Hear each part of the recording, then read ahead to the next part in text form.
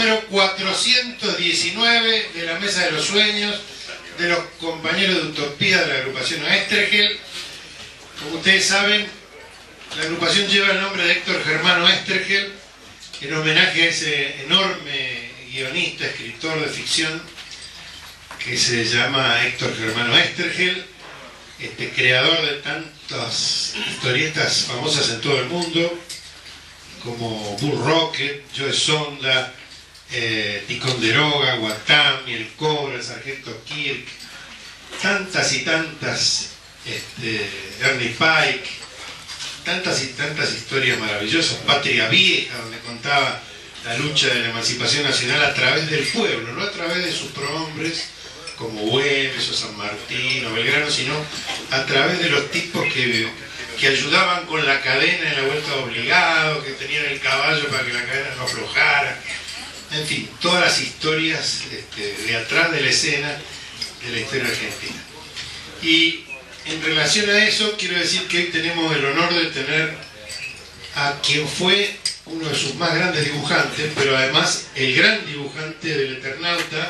Me refiero a Solano López, don Francisco Solano López, que está aquí presente, familiar de aquel mariscal, Francisco Solano López del Paraguay, héroe de los paraguayos y de Latinoamérica. Nada es casual. Bueno, quiero decir que ha sido una semanita brava, porque en realidad el lunes pasado nos enteramos que la bodeguita cerraba, que no renovaba su contrato, y entonces tuvimos que avisar a los compañeros, bueno, cerró la bodeguita. Y empezaron a llegar mail de todo el país, y más allá. Por ejemplo, Alicia Castro, embajadora argentina en Venezuela, nos escribió desde Caracas diciendo, bueno, habría que ver si el sindicato, los muchachos que están ahora, podrían abrir la sala para que ustedes se puedan reunir, o por lo menos prestar la sala para que hagan algún encuentro. Y así compañeros y compañeras de todo el país dándonos su solidaridad, y también compañeros queridos que se empezaron a preocupar y a ofrecer posibilidades. Alexis, por ejemplo, Escordo, que su mamá era la que administraba la bodeguita, nos ofreció hacer una comida en la parroquia esa que está atrás del Ministerio de Economía, ¿cómo se llama? O catedral, o una iglesia importante. Así que, entre otras cosas, la fui a ver. ¿Cómo se llama? San Francisco. Y efectivamente había una entrada por un garage y se entraba al gran patio donde están todas las galerías, y se entraba a un lugar, y entonces era un salón donde estaban las mesas alrededor, como cuando se reúnen los obispos para elegir papa, y había un Cristo de 2,5 metros, 3 metros, el compañero Jesús ahí presente, había ¿cómo se llama eso donde se habla con una especie de un púlpito, un púlpito, eso de la colonia, con una especie de San Francisco de Asís ahí en escultura, y yo me imaginaba a los compañeros ahí con esa presión, y es un lugar interesantísimo, que además están haciendo after hour y qué sé yo, quería hacerlo. Y así que era todo muy sofisticado. Bueno, con Rosana tuvimos por ver varios lugares. Al final arreglamos con los queridos compañeros del Bauen, y estamos aquí en el Bauen, administrado por sus propios trabajadores, y es un honor para nosotros estar en un lugar recuperado por los trabajadores que fueron echados por el vaciamiento de los precios. Así que agradecemos mucho a los compañeros del Bauen que nos hayan vuelto a tomar en su seno. Es una alegría para nosotros. Y además dar esta comodidad y este ámbito tan agradable, y esta actitud de servicio y de colaboración de los compañeros, particularmente de Raúl, que sigue siendo nuestro maître de aquella vuelta antes del Mundial de Alemania, cuando estábamos aquí. Bueno, después fuimos a la bodeguita y ahora volvimos. Así que fue una semana muy movida, una semana llena de emociones, que nos quedamos en la bodeguita, que a dónde vamos, qué sé yo. Después, con la suerte de poder invitar a Luis Delía y que viniera así que le damos la bienvenida de sentado.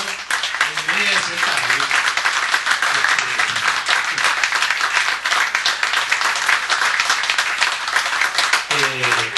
Bueno, por supuesto también tuvimos como 30 bajas, porque ¿cómo van a invitar a Luis Delía? Porque hay un síndrome del peronismo que viene de la época de la renovación peronista. Compañero Luis Delía, un aplauso de los compañeros.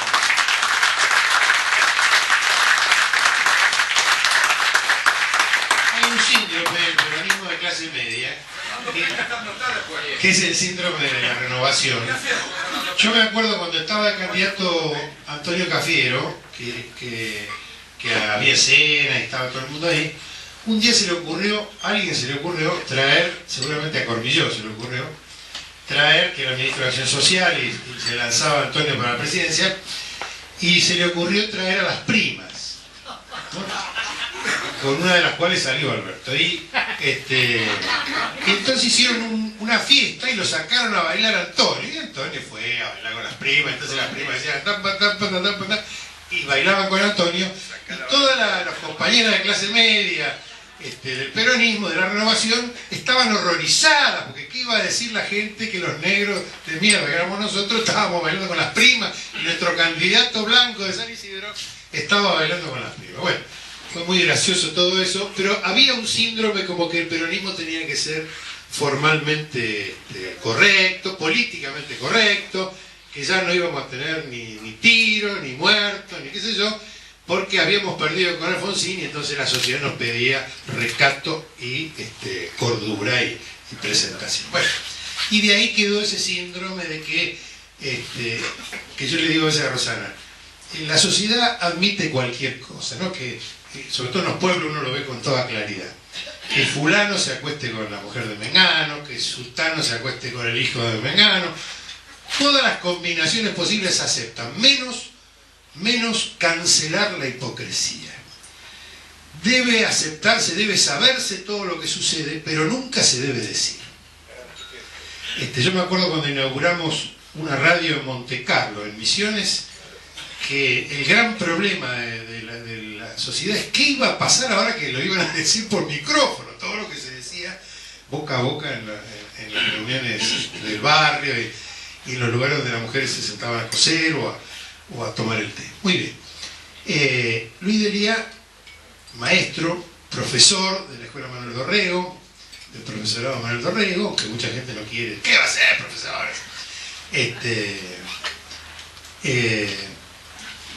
Ha tenido posiciones o actuaciones controversiales, que mucha gente está de acuerdo y mucha gente no. Por ejemplo, de su actuación en el tema famoso de la comisaría planteada, donde se tomó la comisaría, nadie dice, cuando repite este tema, que esos tipos habían ejercido la violencia en forma ilegal contra los ciudadanos. Solamente la única violencia que ven es que Delía tomó la comisaría, pero no cuentan al mismo tiempo las barbaridades que habían hecho esos policías con la gente del pueblo. No sé qué le critican con el tema de Douglas Tompkins, que finalmente todos sabemos que se están vendiendo las tierras al extranjero, que están tomando posiciones estratégicas respecto del acuífero, respecto de la Patagonia, y qué sé yo, los Benetton, los Tompkins y muchos más, y que, digamos, Delía tuvo la posición de hacerlo público, es decir, hacerlo público y notorio, y que la gente se enterara de cosas que sabían muchos compañeros, pero que no se sabía públicamente. Y así podemos seguir diciendo, aquel tipo que lo persiguió en la Plaza de Mayo insultándolo de arriba abajo, como se ve en los videos, hasta que él se dio vuelta y le pegó una piña. Dice el compañero Lucio Verastain Ponte, cuando en el barrio había alguno que se quedaba con el alimento de los pibes y los viejos, era correcto en el barrio ir y cagarlo a piña. Bueno, son códigos de los compañeros. Quizás no sea tan... no cumpla con las reglas de la hipocresía de la clase media. Pero aquí estamos hablando de otra cosa. Estamos hablando de la patria, del poder y del pueblo. Y entonces nosotros hemos querido invitarlo a Luis Delía porque nos pareció que es lo que correspondía a un grupo de compañeros que hace 10 años se reúnen, darle a Luis el lugar que le corresponde. Así que bienvenido, Luis.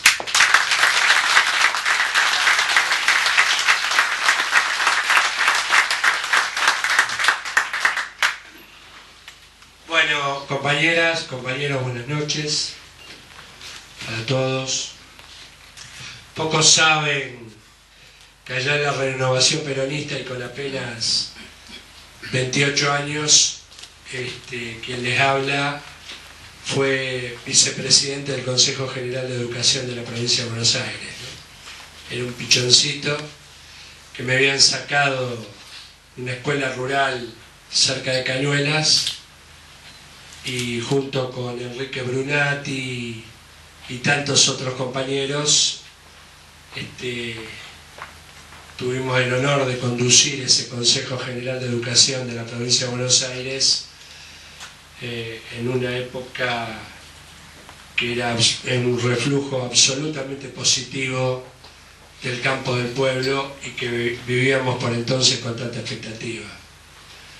Bueno, acá el amigo Martín pasó por varios temas, así de manera muy rápida. Es obvio que entre ustedes y yo están los medios, eso quiere decir que no nos conocemos. Y ustedes me conocen a mí y yo los conozco a ustedes. Hablaste de la comisaría de La Boca. Ahí mataron a mi compañero Martín Cisneros. El oso, de 7 balazos. Martín había sido custodia personal de Néstor Kirchner durante la entrega de la ESMA. 2 días antes de que lo mataran, le pregunté cómo se sentía. Y el oso bajó la cabeza, se le cayeron un par de lágrimas, lo abracé y fue la última vez que lo vi.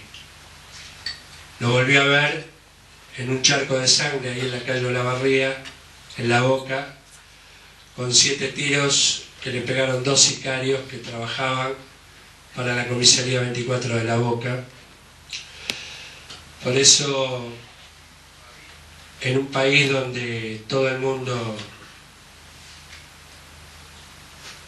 mira para otro lado, o han hecho del yo no fui, o el yo no me meto, o el yo argentino un culto, a Luis Delía, que sigue la tradición de Fierro y de Cruz, cuando le matan a un compañero en cualquier lugar de la Argentina, va a volver a estar donde sea para exigir justicia, verdad, para exigir lo que siempre exigimos y casi nunca pasa en el mundo de los pobres, ¿no? Porque acá los piqueteros tenemos 37 compañeros asesinados y la mayoría de esos crímenes sin esclarecer, ¿no? Pero claro, nosotros somos la barbarie. ¿A quién mierda le podemos importar?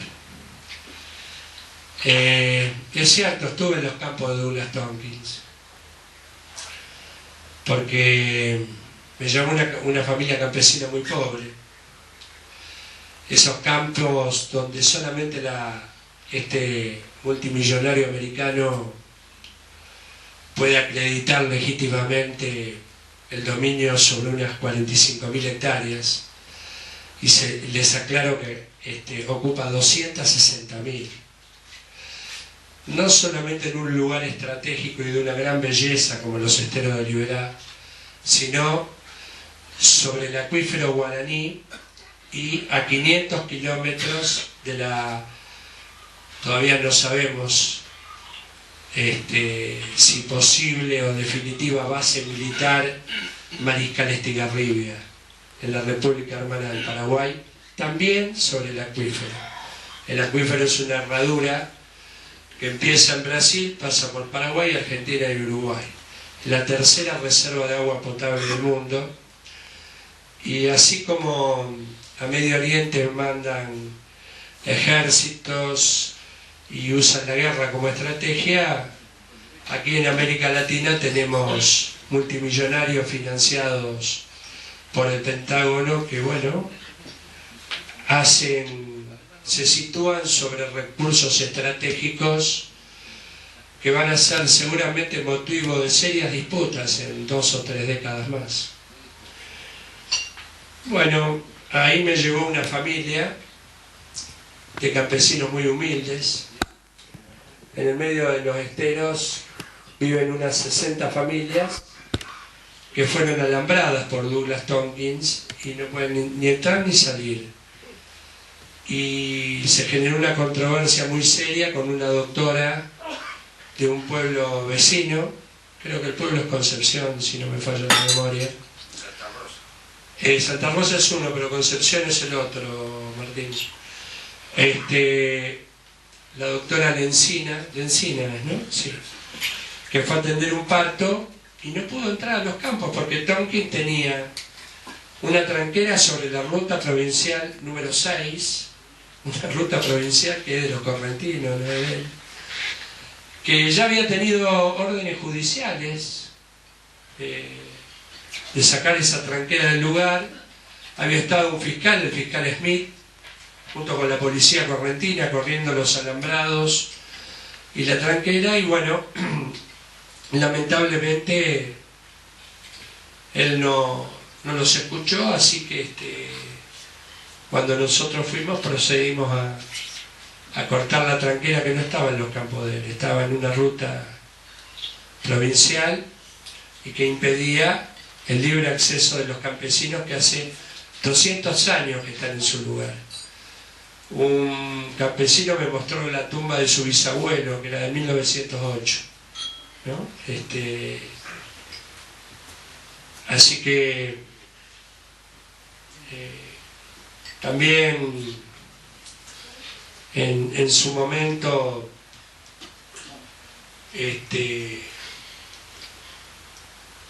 hicimos otras cosas políticamente incorrectas, porque la verdad, cuando uno mira, yo le decía a mis compañeros el otro día en el Congreso que hicimos en la Facultad de Medicina, cuando mira a los dos políticos más amados por el pueblo argentino, que para mí fueron Eva Perón y Ernesto Che Guevara, se pregunta rápidamente, ¿estos tipos qué tenían que ver con la moderación? ¿Qué tenían que ver con la fina selección semántica, con el discurso prolijo, con la cosa acicalada y previsible? Yo creo que tenían más que ver con la pasión, con la entrega, con la opción, con la radicalidad. Me causa gracia porque algunos se sorprendieron que yo evocara a Evita en mi diálogo con Peña, donde, bueno, expresé de manera provocadora, y lo logré como docente, porque toda la sociedad terminó hablando de eso, el odio visceral a la puta oligarquía, ¿no? Fíjense, oligarquía, ya no decíamos más oligarquía en el campo del pueblo. Por lo menos en la CTA decíamos grupos concentrados de la economía, ¿no?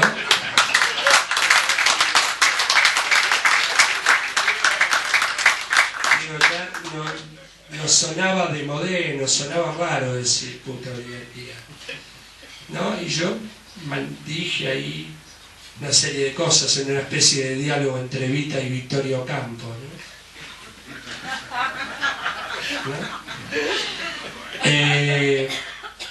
Y ahí me di cuenta que en realidad yo al lado de Evita había sido muy mesurado con Peña, porque Evita seguramente le hubiese dicho: te voy a perseguir hasta tu asquerosa madriguera, cosa que yo no le dije. O recordando al Che, ¿no? Ahí a Leidita el año pasado, con motivo de los 40 años del fusilamiento del Che, hicimos un acto muy lindo en Valle Grande y después en La Higuera, y la hija del Che leía una carta que el Che le había mandado a su mamá, hablando de la moderación, ¿no?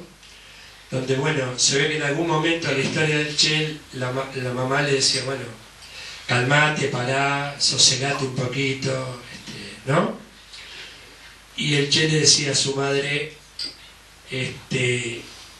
mira mamá, no me pidas que sea moderado, porque además yo considero que la moderación es la peor de todas las virtudes, ¿no?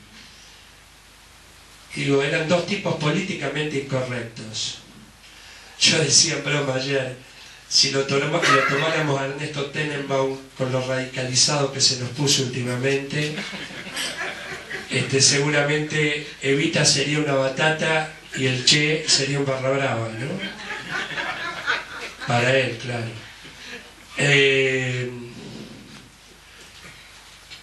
Bueno, yo en realidad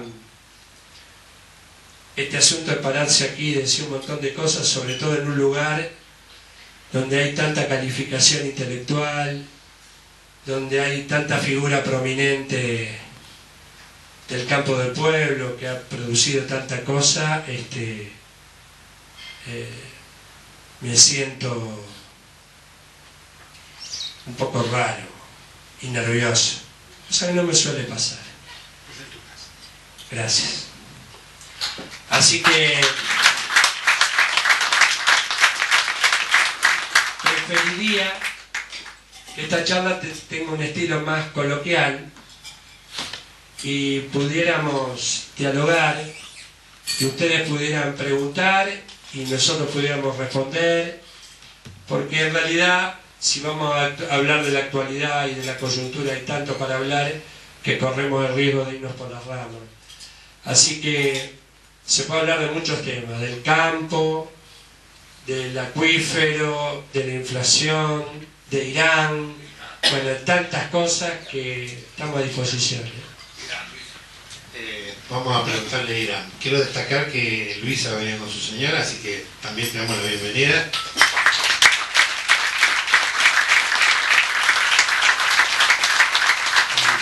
Compañero, el vicepresidente también de la FTV, compañero que tiene origen en la izquierda nacional de Pilimbergo, Rubén Pascolini, así que bienvenido también, Rubén. Bueno, y muchos compañeros de Walter Moore, Martín Telechea, León Ginsburg, Pacho Donel, que está acá también, adelante, Miguel Landro de San Luis, compañero Ubeli, bueno, los queridos compañeros de Arbia, de la Asociación de Radios de la Democracia de la Provincia de Buenos Aires, la compañera Darcy, exdiputada de la Nación, Mari Sánchez, bueno, muchos compañeros que están aquí presentes, el Negro Suárez, que se levantó de su operación y ya camina,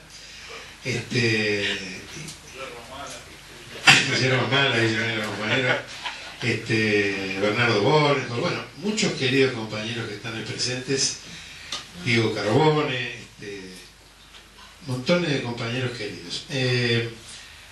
Una de las cosas que nos interesaba, Luis, preguntarte es por el tema de Irán. Y después vamos a hablar de Chávez y del eje del mal, como le dicen a la Unión Suramericana. Bueno, una consideración previa que hay que hacer cuando uno se acerca al tema Irán es ver por lo menos en las últimas 5 décadas algunas aproximaciones que hemos tenido, ¿no? Fíjense, entre América Latina e Irán, ¿no? En el 54 derrocan a Mossadegh, el presidente iraní que estatiza el petróleo iraní. En el 55 derrocan a Perón. Mossadegh y Perón llegaron a tener relaciones políticas serias. En el 79, acá hay varios historiadores prominentes, así que me van a corregir si estoy... En el 79 tenemos la revolución sandinista y en el 80 la revolución islámica. ¿Así, Pacho? Sí. Así es. A los sandinistas les ponen los contras. ¿no? Y a los iraníes en el 82 le ponen la guerra impuesta con Irak de 8 años, ¿no? Hoy tenemos Chávez y todo lo que América Latina está produciendo, que es maravilloso y que creo que no lo tenemos desde los albores de nuestra historia, ¿no? Desde la época de los padres fundadores. En Irán tenemos una situación de consolidación de la revolución islámica, ¿no? En Irán hay invasión a Irak, 33 bases norteamericanas en este momento en Irak. Y en Venezuela, al lado tenemos el Plan Colombia, 4.500 millones de dólares de inversión americana, el tercer presupuesto militar de los Estados Unidos fuera del país, después de Israel y de Irak. Es llamativo, ¿no? Son 3 momentos de la historia donde, bueno, la situación de Irán y de América Latina confluyen. Hoy ustedes saben que el socio estratégico de Venezuela en el mundo es Irán, por la situación en la OPEP, por esta magnífica, monumental renta petrolera que, de acuerdo a cómo oscila el valor del precio del petróleo, se acomoda esa renta, ¿no? Chávez agarró un país donde el petróleo valía 8 o 9 dólares el barril. Hoy el barril llegó a estar la semana pasada 112 dólares, no sé, 120. Bueno, Chávez dijo el otro día que si había invasión a Irán iba a valer 200 dólares el barril de petróleo. Pero digo, hay una fenomenal renta petrolera que orilla los 250 millones de dólares, 250.000 millones de dólares anuales, donde hoy están disputando a dónde va esa renta petrolera mundial, ¿no? Si va al sur pobre de la tierra o bien si va a la corporación militar, industrial, petrolera y o financiera, que es el sector demócrata de los Estados Unidos. Hoy está claro que han invadido Irak solo por saqueo, ¿no? Por el saqueo del petróleo, y hoy están debatiendo en Estados Unidos si se van o si se quedan. Si ganaran Hillary u Obama, sobre todo Obama, que está planteando salir de Irak en 16 meses y está planteando negociar con los iraníes, porque él comprende que no pueden salir de Irak si no hay una negociación seria con los iraníes, o si gana McCain, que tiene el camino tradicional de los republicanos, que es salir de la recesión económica americana por la vía de la guerra, por la vía de la industria de la guerra, por la vía de la industria bélica. Ahora, hay algunas cosas que llaman la atención. Hay 5 ex cancilleres de los Estados Unidos, entre los cuales está la señora Albright o mismo Henry Kissinger, que están diciendo hay que negociar con Irán. A mí me tocó visitar Teherán hace 1 año y medio. Fui con Mario Cafiero y con el padre Farinello. Estuvimos en Teherán, estuvimos en Isfahán, que es una de las capitales más antiguas de la humanidad, muy cerca del Éufrates y del Tigris, y que tiene unos 5.000 años, ¿no? la ciudad de los puentes de madera, una ciudad donde yo diría millones de musulmanes van de vacaciones todos los años, una ciudad bellísima. Y estuvimos también en Qom, en el lugar donde ejerciera su prédica el imán Khomeini. Estuvimos en la casa del imán, estuvimos en el Instituto Islámico Internacional, conversando con las autoridades de ese Instituto Islámico. Uno de ellos es Mohsen Rabbani, que como saben ustedes es uno de los imputados en el tema AMIA, ¿no? Hoy él, para que ustedes más o menos se den cuenta lo que significa en el mundo musulmán, es una especie de director internacional de formación de los clérigos. O sea, sería para la estructura católica una especie de prefecto de la congregación para los religiosos, por ejemplo, un símil, digamos, ¿no? Un tipo de una gran autoridad. Nos estuvo allí acompañando Santiago Paz Bullrich, que desde su conversión al islamismo es Abdul Karim Paz, y para nosotros fue una experiencia muy rica, porque pudimos entender en profundidad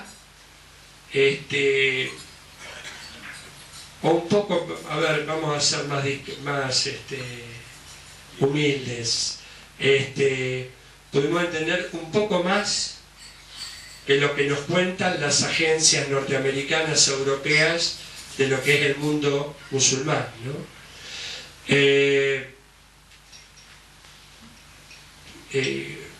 Ellos en el año 82 tuvieron un plebiscito.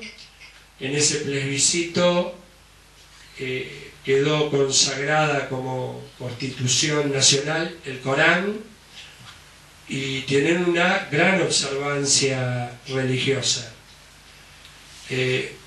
Yo no puedo, me parece de un autoritarismo cultural muy grande, querer mirar desde Occidente las categorías culturales y religiosas de Oriente, y mucho menos intentando imponérselas como mejores, ¿no? Vamos a repasar algunos tópicos. Un tópico es la situación de la mujer, tan utilizada por las agencias extranjeras, ¿no? Las agencias occidentales con intereses muy concretos. La mujer tiene costumbres ancestrales. El islamismo se profesa en Irán desde más o menos el año 630. Digamos, hay una concepción sagrada de la mujer. El imán decía que el imán Khomeini decía que la esencia de la revolución era la mujer, ¿no? Es digno de destacar algunas iniciativas llevadas adelante antes de la revolución iraní por el Shah de Persia, Reza Pahlavi, que él había ordenado occidentalizar las costumbres, y medio a punta de fusil. Y la primera resistencia que tuvo a la occidentalización de las costumbres fueron las propias mujeres. La impresión que tuvimos que las mujeres más revolucionarias, más comprometidas con el proceso, muchas de ellas funcionarias de gobierno, legisladoras, profesoras universitarias, eran las más religiosas, que son algo así como el 30% de la población, de las mujeres iraníes. Después tuvimos el resto de las mujeres cumple el precepto vistiéndose a la manera occidental, con un pañuelito muchas veces de color y muy pequeño en la cabeza. Fue muy gracioso porque cuando íbamos en el vuelo de París a Teherán, llegando a Teherán, eran todas occidentales las que venían en el avión. Hasta que, bueno, cuando llegaron al aeropuerto, todas fueron al bolso, sacaron el pañuelito, se pusieron el pañuelito de color y bajaron vestidas a la manera occidental. El 70% de las mujeres iraníes se viste a la manera occidental, de pantalones, de tacos, se pintan, en fin, como cualquier mujer nuestra. Da la impresión que las que más comprometidas están con la revolución son las más religiosas. Hay un hecho muy gracioso que nos pasó al padre Farinello y a mí, porque todos hablan de lo sometidas que están las mujeres en Irán, ¿no? Teníamos un chofer que había sido embajador en la Argentina, era nuestro anfitrión. Creo que el nombre era Sulaimanpur, pero no me quiero... No quiero... Pues son todos nombres persas y... Entonces él tenía que estar con nosotros hasta las 8 de la noche, era nuestro chofer. Claro, un día habíamos ido a la Cancillería, habíamos ido a COM, bueno, fue un día de mucho trabajo, llegamos a las 12 de la noche.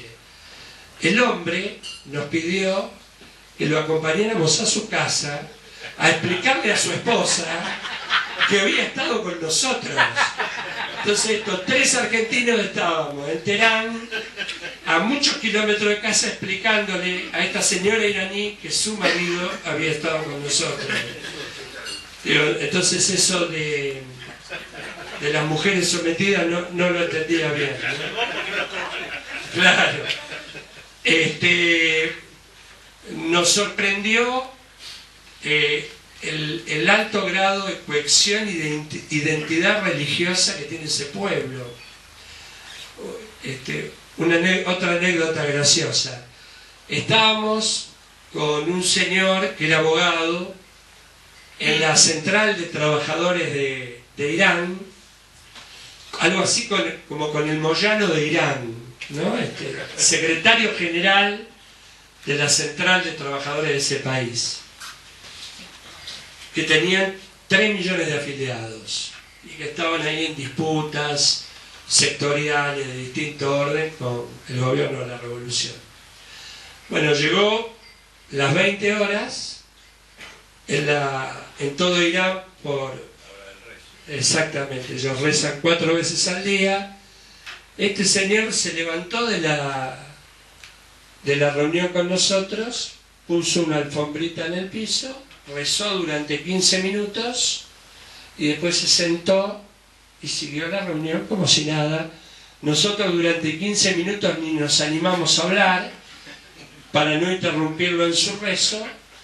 Y bueno, él rezó y es muy fuerte, ¿no? Yo decía, mirá, si Moyano nos suspende una reunión, 15 minutos para rezar el rosario, decía, ¿no?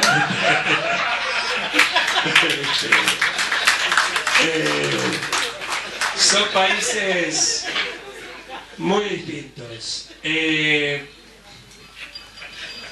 Ellos tienen muy marcada la guerra de los 8 años con Irak. Ustedes saben que en ese momento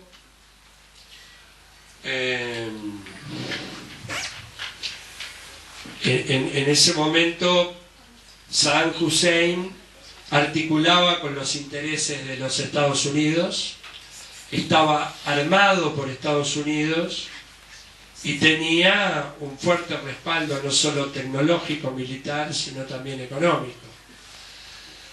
Esta guerra fue prácticamente impuesta a raíz de un conflicto limítrofe. Hubo una reunión en Bagdad, esa reunión se levantó intempestivamente y él les dijo: mañana nos vemos en Teherán, y así fue.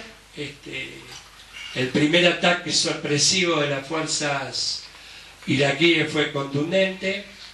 los iraníes perdieron 200.000 personas, 200.000 bajas tuvieron en esa guerra, sufrieron ataques con armamento bélico de altísima tecnología suministrado por Estados Unidos, y ellos lentamente fueron superando esas dificultades, llegaron a tener 600.000 combatientes. Llegó un momento que se presentaban tantos voluntarios en la guerra que el gobierno decidió no convocar a más nadie. 600.000 combatientes llegaron a tener. Y fue que, bueno, finalmente terminaron saliendo victoriosos, ¿no? Ustedes saben que el actual gobierno iraquí es de origen chiita. Es un gobierno que estuvo refugiado en Irán muchos años, y es un gobierno que estuvo asistido en el exilio económica y políticamente por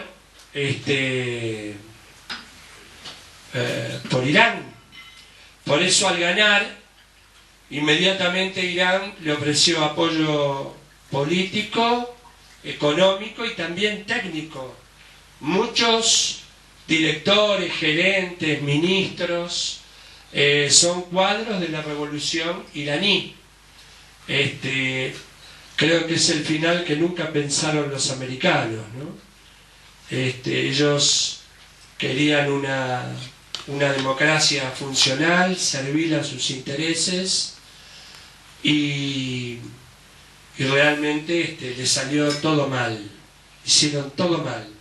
Tan mal que hoy los atentados más serios que hay en todo Irak son provocados por el mismo ejército americano para debilitar ese gobierno, debilitar esa democracia y ver cómo quiebran ese proceso.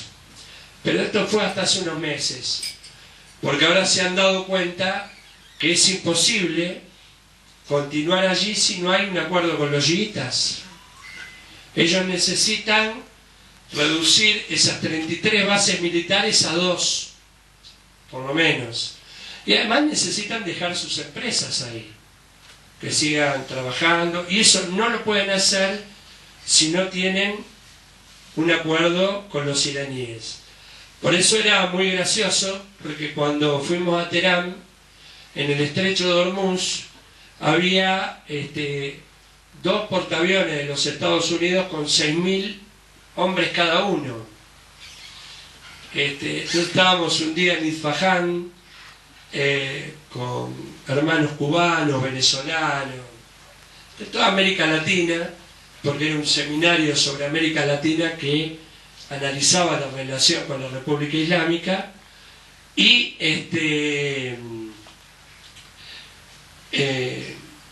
todos, los cubanos, los venezolanos, nosotros todos decíamos, bueno, es inminente el ataque.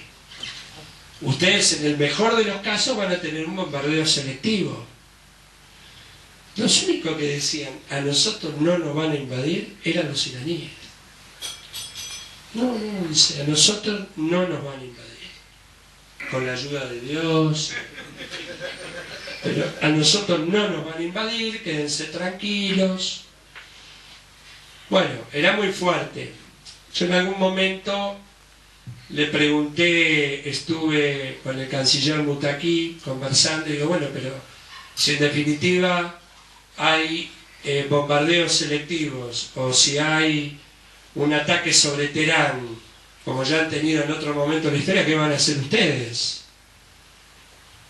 Me dijo, muy simple, ustedes saben que ellos tienen los misiles SAE-300 rusos, con alcance de 8.000 kilómetros, y además tienen un dispositivo de defensa descentralizado, o sea, que abarca todo el país.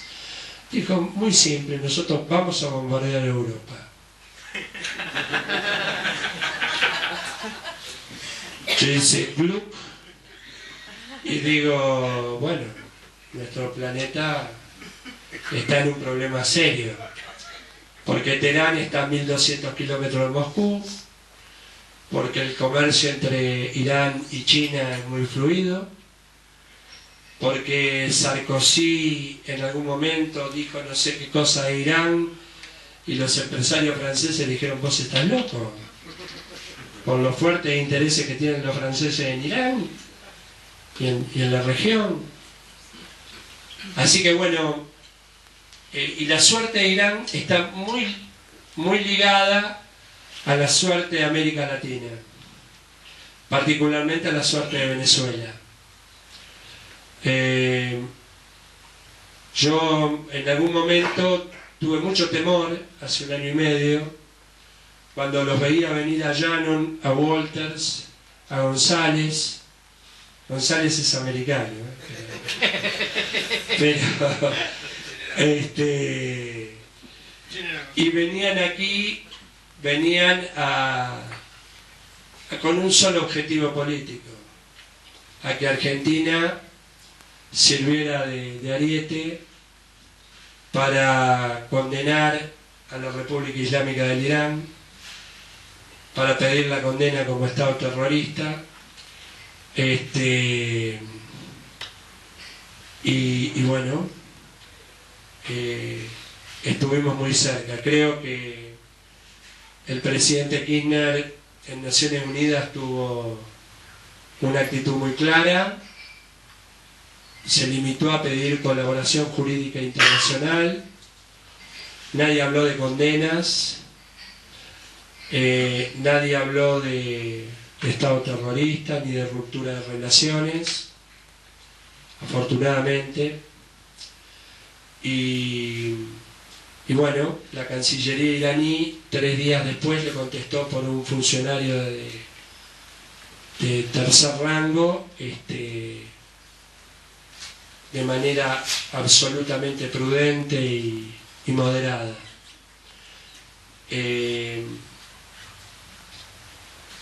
Se dijeron muchas cosas durante este tiempo que son muy difíciles de abordar. Yo quiero que quienes pusieron la bomba en la Embajada de Israel y en la AMIA, hay que encontrarlos y hay que lograr que se pudran en la cárcel, que sean juzgados, investigados, condenados por la justicia argentina. Lo que no quiero es que sean la CIA y el Mossad los que me vengan a decir quiénes son los culpables, ¿no? Lo que no quiero es que de afuera nos hagan un montaje sobre cosas que no tienen nada que ver, que realmente yo soy un convencido. Fíjense, porque yo pude hablar con algunos imputados en la causa Embajada de Israel y en la causa AMIA. Uno de ellos es un escritor, un poeta, profesor de literatura, que me fue a ver a Teherán en el aeropuerto a las 3 de la mañana para decirme: yo no soy un asesino, yo soy un profesor, no tengo nada que ver con esto es un disparate. Me dio escritos de él, es un hombre que manejaba muy bien el español y pudimos entendernos bien. El fiscal Nisman dice que el móvil de estos atentados aparentemente había sido el incumplimiento de unos contratos en materia de asistencia técnica y el suministro también de unos reactores nucleares que Argentina tendría que haber entregado y no entregó. Bueno, yo averigüé con los iraníes y dice: uno de los pocos países que nos pagó por un convenio no cumplido $18 millones de indemnización fue Argentina. Me sorprendió ver que la avenida central de Teherán se llamara Avenida Argentina, que es algo así como la calle Corrientes de Teherán, que la plaza céntrica, que sería aquí como la Plaza de la República, allí se llama Plaza Argentina. Yo decía, qué bárbaro. Y los iraníes nos decían, nosotros para Argentina lo único que tenemos es agradecimiento, porque no solo fueron excelentes compradores nuestros, de productos nuestros, allá en los 70, fueron después de la Unión Soviética nuestro principal comprador de materias primas, sino que además durante el tiempo que duró la guerra de los 8 años, uno de los principales proveedores de armas de Irán fue la República Argentina. Alfonsín mandó 8 buques llenos de armamento, de fabricaciones militares para el ejército iraní. Entonces, esta hipótesis de que los iraníes tienen odio contra la Argentina y que por eso, y por el incumplimiento de asistencia tecnológica, para mí es todo un gran cuento increíble. Yo he hablado con los imputados, me pareció toda gente, a ver, por ejemplo, imputar a Mosén Rabani es como imputar a Monseñor Casareto acá en la Argentina. Digo, para trazar equivalentes, digo, para que... Claro, digo...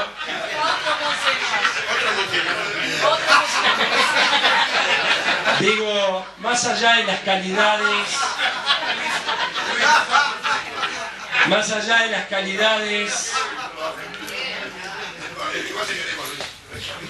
Digo, más allá de las calidades de Casareto. ¿Estamos? Digo, lo que tratamos de establecer es institucionalmente un paralelo de jerarquías. Un paralelo de jerarquías. ¿Qué pasaría acá si nosotros imputáramos o imputara a Irán a un prominente obispo argentino? Dejen el nombre. Tranquilo. Dejen el nombre.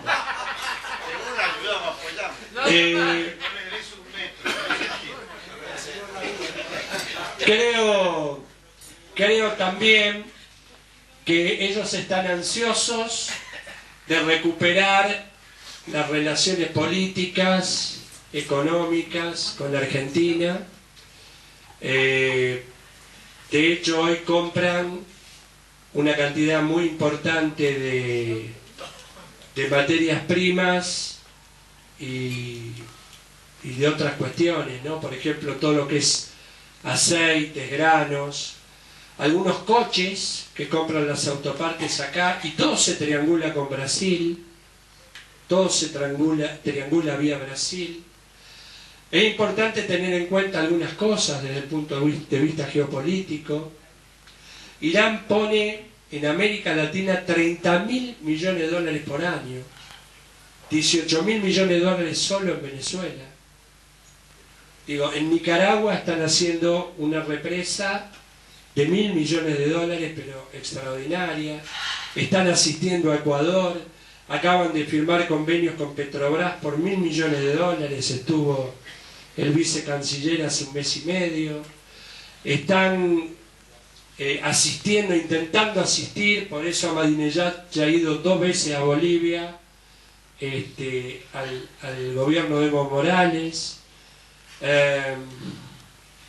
Digo, tienen problemas serios, ellos no tienen refinerías, son extractores de crudo, pero no refinan, entonces tienen que mandar a refinar a otro lado y bueno, pagan las consecuencias de esa falta de tecnología. Me sorprendió el inmenso desarrollo industrial que tienen, un desarrollo que va desde hacer una cucharita hasta un transatlántico, digo, es impresionante. Están queriendo traer a la Argentina seguramente a lo largo de este año a Ensenada por las calidades del nuevo puerto, la fábrica Beneirán de automotores, tractores, camiones y maquinaria agrícola. Creemos que eso es muy posible. Estuvimos, el encargado de negocios, Mosén Bajarván, estuvo reunido con el intendente de Ensenada, Mario Seco, y creo que van a avanzar en acuerdos en este sentido. Bueno, todo lo que resta es expectativa. Las mismas expectativas que hay e incertidumbres que hay respecto del Medio Oriente las tiene hoy América Latina, y que dependerá de cómo corone la política exterior americana y cuáles sean sus objetivos en el tiempo que viene. Hubo alguna cosa que también quiero aclarar, ¿no? Porque en algunas publicaciones de este fin de semana Aníbal Ibarra volvió a decir que yo negaba el Holocausto. Digo, lo que me parece, a mí sinceramente no me causa escozor, digamos, que permanentemente se tergiverse y se mienta. Miren, lo que hubo en Irán, con la participación de 30 rabinos de Israel, de Inglaterra y de Estados Unidos, fue un seminario de revisión del Holocausto. Que eso no es negar un hecho. Y una de las figuras prominentes de esa conferencia, de ese congreso, fue Finkelstein. ¿Saben quién es? Finkelstein es un prominente intelectual judío que escribió un libro que se llama La industria del Holocausto. Toda su familia murió en los campos de concentración de los nazis. Toda, ¿eh? Y él lo que denunció en su libro, un librito chiquito de 120 hojas, denunció el tráfico económico que hicieron algunos sectores de la derecha judía en materia de subsidios y de beneficios económicos, y él dijo: con la sangre de mi familia nadie va a hacer negocios, con la sangre de mi familia nadie va a tener réditos económicos. Entonces hizo una denuncia muy seria que quedó condensada en ese libro, La industria del Holocausto, y fue figura central. Ahora, ¿para qué usaron los americanos todo eso? Y varias agencias occidentales, para decir que se negaba el Holocausto, para decir que, en fin, una serie de cosas que yo le quiero decir a Aníbal Ibarra, a ustedes: yo no niego el Holocausto, yo tengo una posición similar a la de Finkelstein, un honorable intelectual judío que bueno, no quiso que se hicieran negocios espurios con la sangre derramada por su familia, cobardemente asesinada en los centros de detención, en los campos de exterminio de los nazis. Por eso, bueno,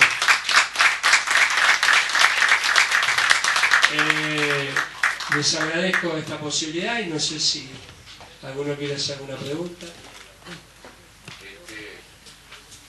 Luis, vos estás en permanente contacto con Chávez, con Evo Morales, con la gente que está armando la Unión Sudamericana. ¿Cuál es tu sensación? ¿En qué estado estamos, digamos, en esta revolución de la Unión Sudamericana, con Brasil, con Venezuela, particularmente con Evo Morales, con toda esta presión de la secesión en Santa Cruz, etcétera? Bueno, algunos temas los conocemos mucho, otros menos. Yo acabo de estar en La Habana con el diputado Edgardo de Petri, vinimos la semana pasada. No solo tuvimos una larga cena con Ricardo Alarcón, presidente de la Asamblea Nacional Cubana, sino que estuvimos trabajando esos días. uno de los trabajos que hicimos fue sentarnos con los responsables del seguimiento político de Venezuela, Colombia y Estados Unidos del PC cubano. Estuvimos conversando con los compañeros y viendo lo fascinante de la etapa, pero también los riesgos que esto entrañaba, ¿no? Así fuertemente. Yo creo que obviamente a todos nos preocupa Bolivia, la situación que se está dando en el oriente boliviano, en esta medialuna que va de Santa Cruz hasta el Beni, donde, bueno, hay un proyecto secesionista llevado adelante por la oligarquía boliviana y que tiene un fuerte auspicio de los americanos, ¿no? Ahí hay un embajador que trabaja día y noche con estos objetivos políticos. Yo soy muy amigo de mucha gente de Santa Cruz, sobre todo de Osvaldo Chato Peredo y de Antonio Peredo, que son los hermanos del Inti y del Coco Peredo, compañeros del Che. Hoy uno de ellos es concejal por Santa Cruz. Tuve la desdicha de tenerlo 18 días en enero por acá, porque bueno, era el tercer atentado que sufría. Le tiraron una bomba por la ventana de sus hijas en Santa Cruz, y lo trajimos aquí con la nena de 11 años que tiene. Por lo tanto el diálogo es fluido, permanente. Es cierto que la derecha tiene mucha fortaleza en Santa Cruz, pero también es cierto que se está haciendo un trabajo de base extraordinario. Por ejemplo, hay 3.000 médicos cubanos trabajando con el tema oftalmológico, con la Operación Milagro. Tienen varios centros en un lugar donde la sociedad es absolutamente dual. Ellos no conocen de ningún proceso integrador en décadas, ¿no? Entonces, este plan ya ha operado 40.000 personas. 40.000 personas en la zona de Santa Cruz.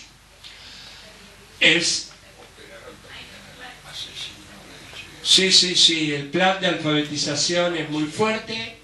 Han largado un plan de $70 por chico, que es el plan Juancito Pinto, un plan muy parecido aquí al plan Jefes, pero destinado a los pibes que van a la escuela, cuya única contraparte es la escolaridad del pibe.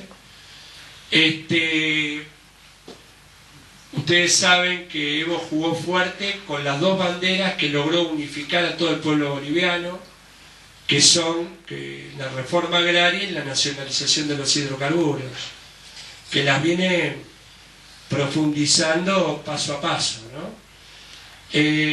Yo creo que ayer, a pesar de los comunicadores de la derecha tuvo una gran derrota en Santa Cruz, porque la mitad de la gente no fue a votar, se abstuvo, y después en el conteo de los que sí fueron a votar hay un porcentaje entre los que votaron negativamente y los nulos muy alto. Y ojo, que nos basamos en los números que proporcionan estos tipos en una elección donde, por ejemplo, no hubo un solo veedor internacional, ¿no? O sea que, tomando como cierto los números oficiales de la derecha más reaccionaria. Creo que la situación es delicada. Me parece que, así como Chávez ha jugado fuerte, Argentina y Brasil tendrían que dar pasos. Ustedes saben que en la zona, muchas gracias, que es la zona gasífera por excelencia, no Santa Cruz, sino Tarija. Ustedes saben que Argentina, buena parte de su economía depende de estos gasoductos de Tarija, sobre todo porque, bueno, no logramos autoabastecernos y estamos haciendo obras importantes. Se acaba de licitar el gasoducto del norte, que es una obra muy esperada, pero que, bueno, no terminamos de cerrar ahí algunas cuestiones estratégicas para nuestro país. Los bolivianos vienen planteando la posibilidad de hacer en la zona de Campana una especie de puerto libre para el gas boliviano que pueda salir al mundo. Todavía no le hemos dado así respuestas muy concretas, y lo cierto es que ellos están logrando una importante entrada de divisas con el precio del gas. Cuando empezó Néstor Kirchner, y a mí me tocó jugar algún papel en esto, estaba $2.10 el millón de BTU. Hoy ya el millón de BTU está arriba de los $6. Y ustedes saben que esta adecuación de los precios, la misma adecuación vamos a tener ahora con Itaipú y Yacyretá, porque en eso Lugo va a tratar de hacerse valer, hace que Bolivia esté recibiendo una ampliación importantísima de su presupuesto, 3 veces más por lo menos, lo que le permite a Evo, en una sociedad que tiene una enorme deuda interna, poder avanzar sobre algunas cuestiones estratégicas. Pero la situación no es sencilla. Creo que ellos van a seguir intentando quebrarnos. Me sorprendió lo que dijo Fidel el viernes. Fidel el viernes dijo: este fin de semana hay un golpe de Estado en Bolivia. La verdad que se ve que el comandante tenía algún tipo de información en este sentido, porque le preocupaba esto.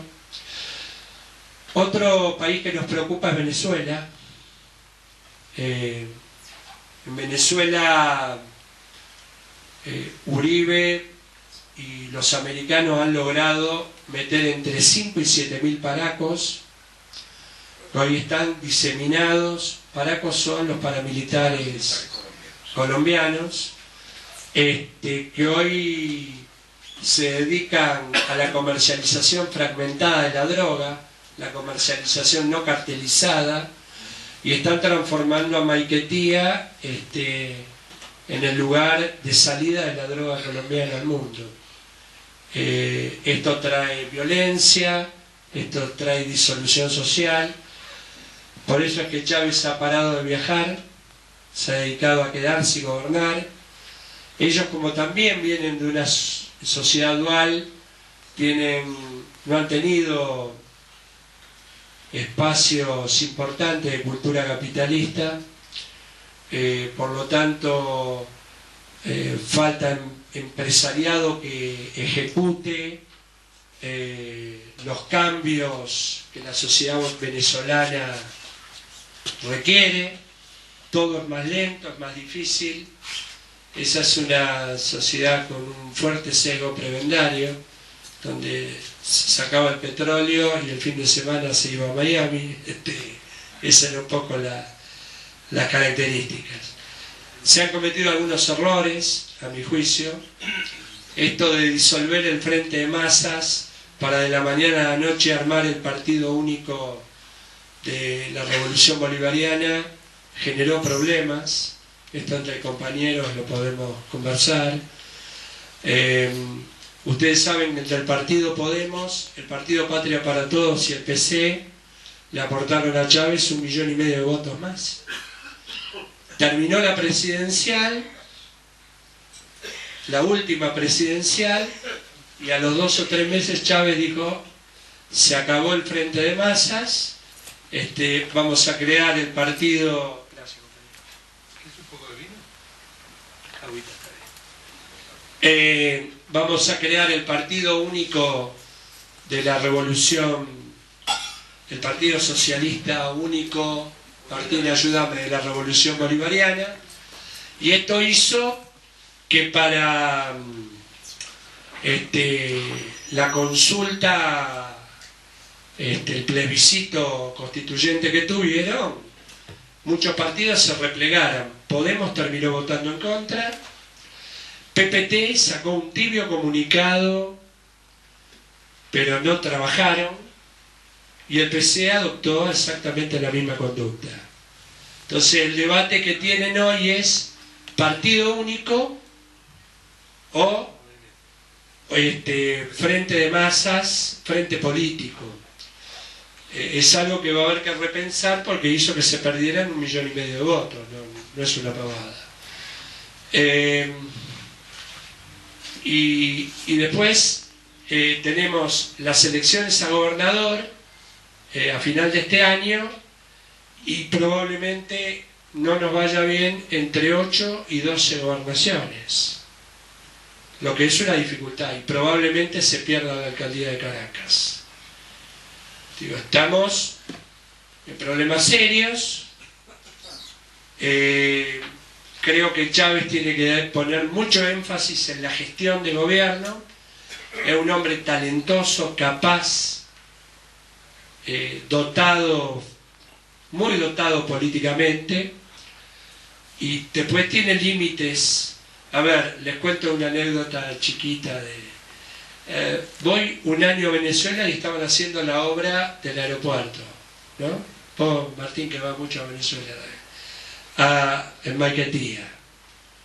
Voy a los 8 meses y seguía la misma obra. Voy al año y medio y la obra estaba... ¿Pero qué pasa acá?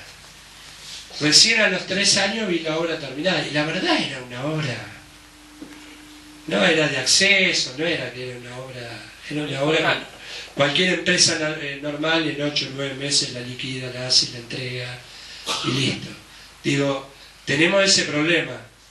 Chávez ha podido bypassear el Estado venezolano, un Estado parasitario, en manos de lo peor de la burguesía prebendaria, con ese bypass que le hizo al Estado con 20 programas de todo tipo, de alfabetización, de vivienda, sanitarios y demás, pudo hacer que muchas cosas de la renta petrolera llegara al pueblo.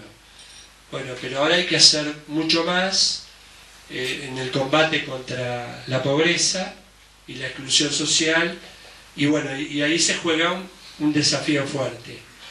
En el medio están los medios concentrados que en Venezuela tienen un viejo litigio, un viejo pleito. Es llamativo que el grupo Cisneros hoy tenga el 40% del grupo Clarín, ¿no? Este Cisneros por momento acuerda con Chávez, por momento se aleja.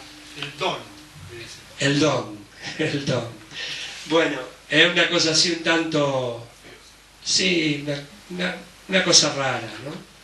Yo creo que no hemos extendido mucho. Creo que acá en Argentina tenemos algunos desafíos, y algunos desafíos fuertes, porque se hacen intentos de unidad, se hacen permanentemente intentos de todo tipo, y muchas veces esos intentos no prosperan, ¿no? Fíjense, yo creo que estamos ante una disyuntiva de hierro. Este gobierno, no exento de contradicciones e impurezas, miren qué fino, no exento de contradicciones e impurezas, ha significado acumulación y avance para el pueblo argentino de manera absolutamente indudable. Si uno mira todos los grandes indicadores de desarrollo humano, va a poder observar que hemos mejorado sustantivamente, igual que los económicos y los sociales y los políticos. Ahora, tenemos acechanzas, tenemos contradicciones, tenemos operativos permanentes. Entonces tenemos que estar atentos, porque Yo creo que estamos con el caballo en la mitad del río. O el caballo se hunde o el caballo llega a la otra orilla.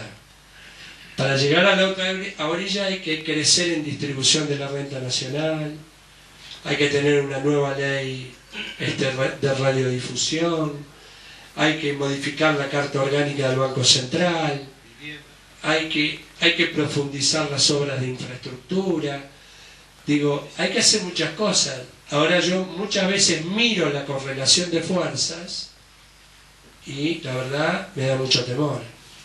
Porque la verdad, Kirchner ha hecho muchas cosas con una correlación de fuerzas muy endeble.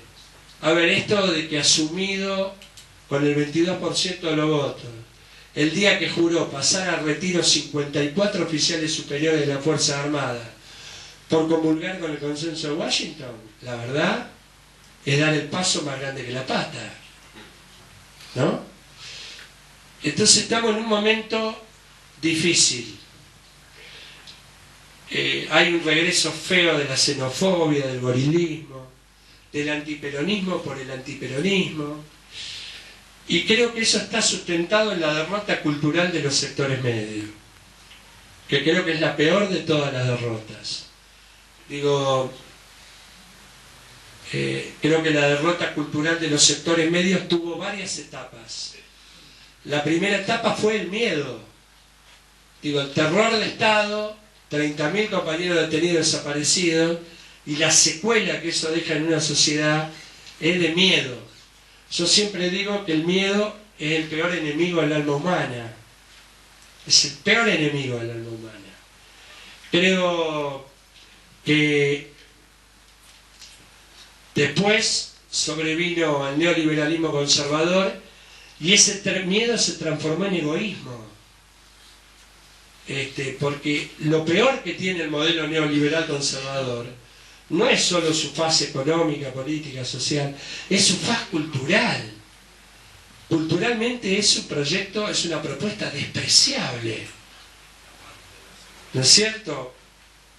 Individualista, consumista, hedonista, xenófoba, aislacionista. Bueno, es tremendo. El ser humano queda encerrado fuera de toda posibilidad de categorizar identidad colectiva en cualquiera de los órdenes. Es espantoso lo que le sucede. Entonces, los más derrotados culturalmente son los sectores medios. Y para esa derrota cultural se ensayaron varias medicinas durante estos años. La primera medicina fue el progresismo, ¿no? Era una medicina. El padre del progresismo, Chacho Álvarez, decía, bueno, no robemos, tampoco hagamos olas, seamos moderados, hagamos de la mesura un estilo, no cuestionemos nada, hagamos, yo el otro día se reían en la Facultad de Medicina, surf encima de la crisis política de los sectores medios. Y como terminó pidiendo a caballo, terminó rendido ante las recetas neoliberales conservadoras, y el progresismo se fue en el helicóptero de la Rúa, y ojalá que sea para que nunca más vuelva. No, digo, se fue.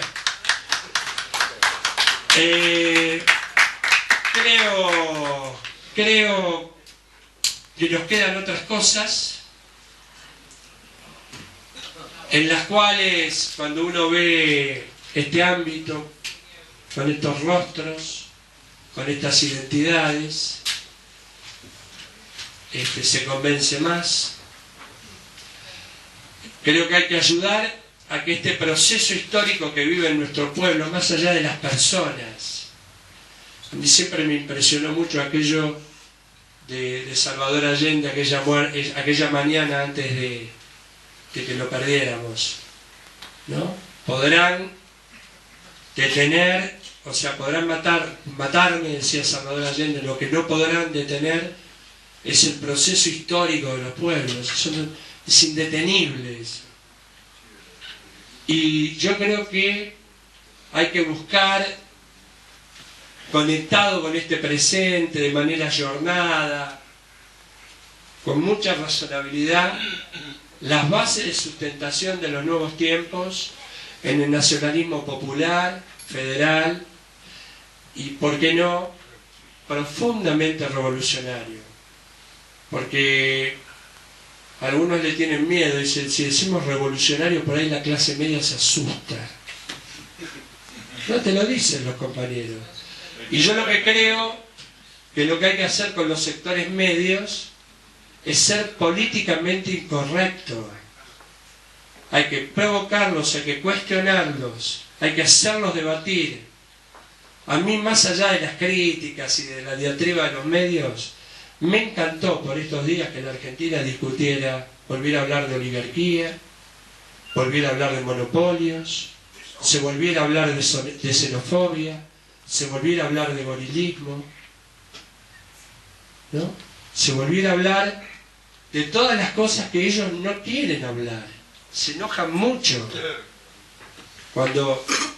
Y yo tengo la sensación, por lo que uno camina por la calle, ¿no? De que algo está pasando en los sectores medios. Creo que en los sectores medios está habiendo debate, se está empezando a hablar. La gente, creo que hay también una crisis fuerte en los medios de comunicación. Me parece que ya no reproducen la opinión de la sociedad, sino que la sociedad empieza a tener como una perspectiva distinta, más autonómica. Empieza uno a ver signos alentadores. Yo creo que se nos vienen desafíos importantes, vamos a tener tensiones grandes de cara al futuro inmediato, va a haber tensiones grandes. Yo me pregunto si por las retenciones móviles casi nos dan un golpe de estado mediático, ¿qué nos van a hacer por la Ley Nacional de Radiodifusión? ¿Qué nos van a hacer por una posible modificación de la Carta Orgánica del Banco Central? ¿Qué nos van a hacer? Digo, entonces, lo que se viene en la Argentina me parece que es disputa. Me alienta a saber tres cosas. Que tenemos una fuerte reserva en el Banco Central, 50.000 millones de dólares. Que tenemos un alto grado de homogeneidad política en América Latina, como quizás no tenemos desde hace 200 años, y que tenemos a las Fuerzas Armadas bajo un férreo control político, con algunos generales que se parecen más a nosotros que a algunos ministros, como Bendini. Sí, yo suelo conversar con Bendini y realmente tiene posturas propias de Mosconi y de Sabio de Perón, digo, su cabeza anda por ahí. Gracias por nombrarlo. Así que bueno, nosotros creemos que se vienen tiempos de disputa y sepamos que si no nos va bien y si nos logran trancar y este proceso se trunca, lo que viene no es el alternativismo sonso que plantean algunos por izquierda, ¿no? Una izquierda que a veces yo no sé qué país está mirando, sino que lo que viene es lo peor de la derecha reaccionaria y nos van a cobrar todas las que hicimos en este tiempo, todos los permisos que nos dimos. Bueno, muchas gracias, buenas noches.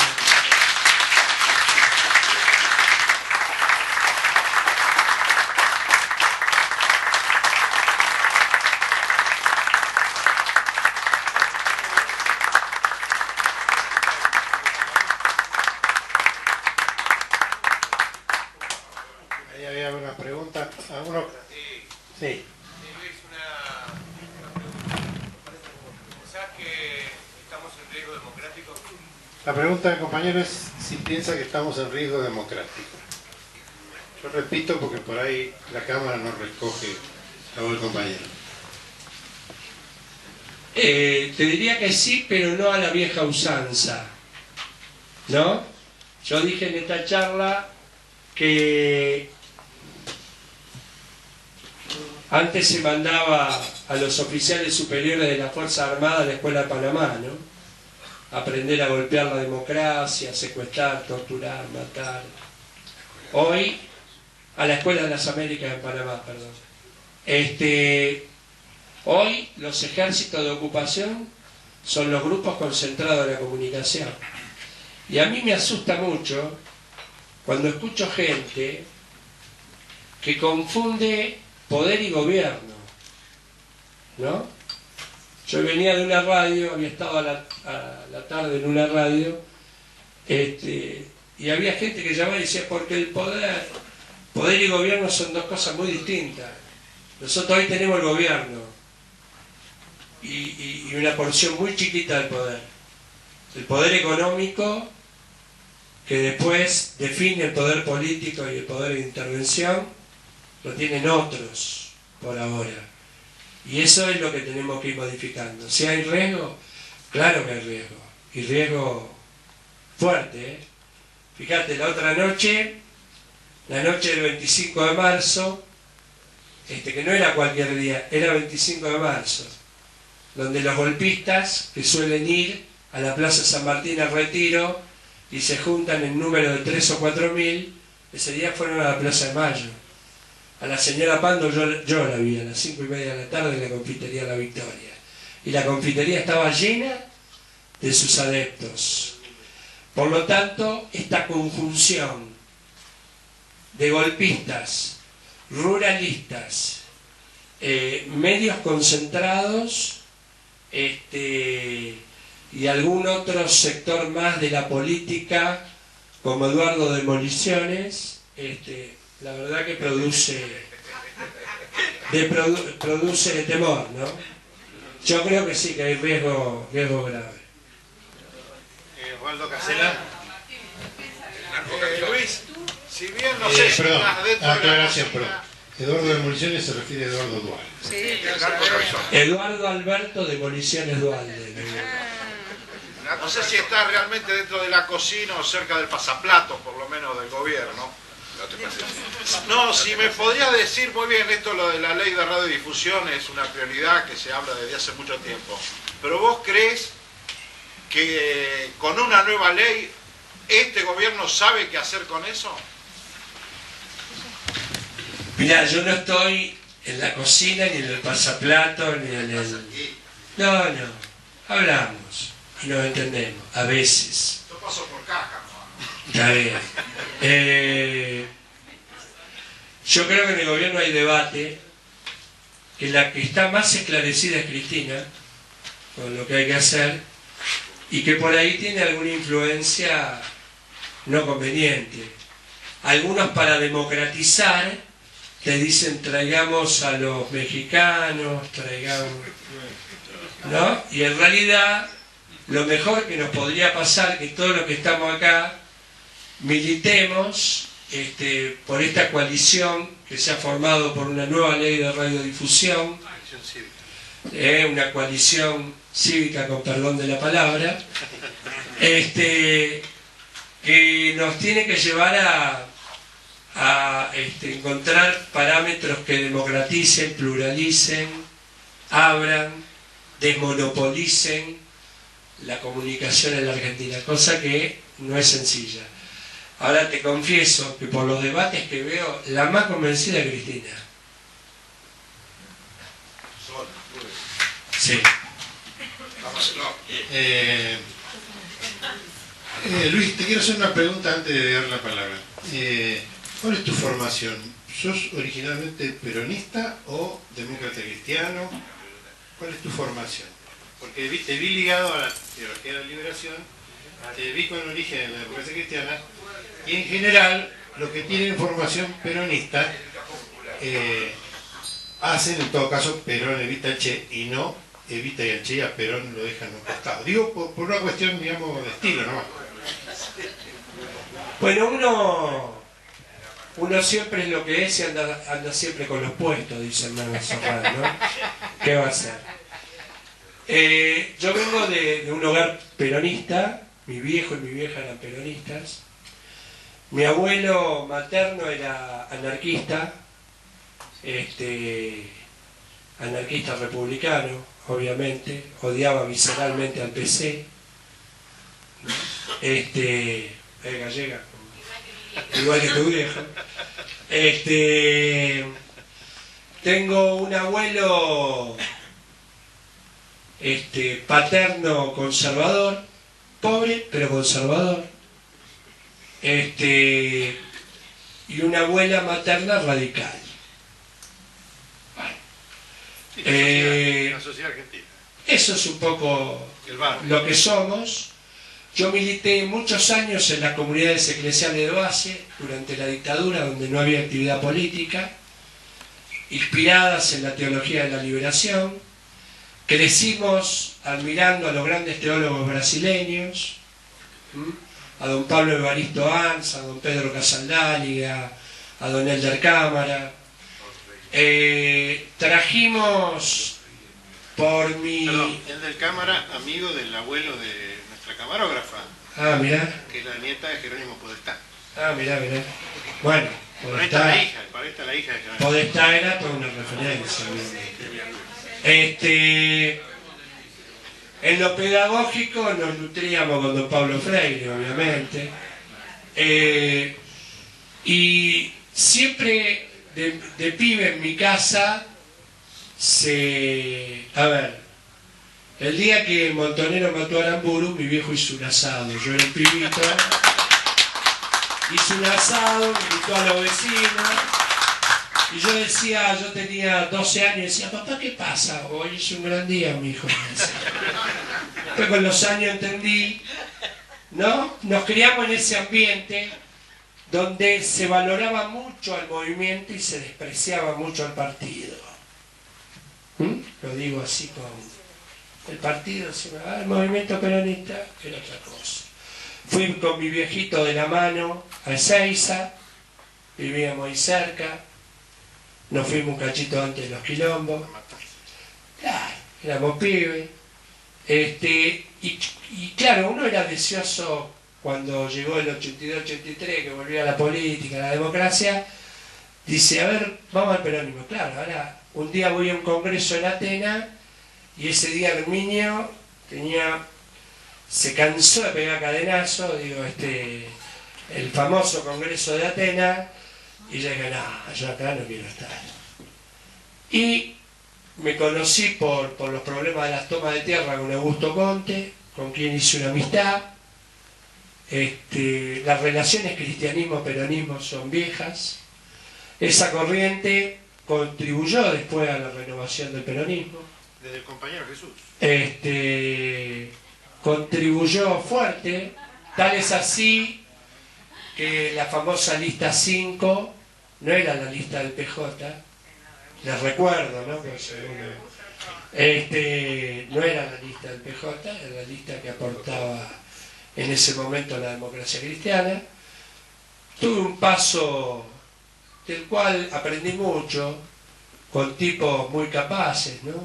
Augusto, Néstor Vicente, Carlos Aullero, buena gente, que no las colocaría en el campo del enemigo, ni mucho menos, compañeros de los cuales uno puede aprender y profundizar. Y después, bueno, vino la traición y de vuelta a casa y todo eso, ¿no? Estuve muchos años en mi casa hasta que un día Mari Sánchez y Chacho Álvarez y Víctor de Genaro, uno nos engancha para la CTA y el otro para Frente Grande, y empezamos a trabajar allá por el 94, el 95, y bueno, y después todo lo demás fue búsqueda. Ahora,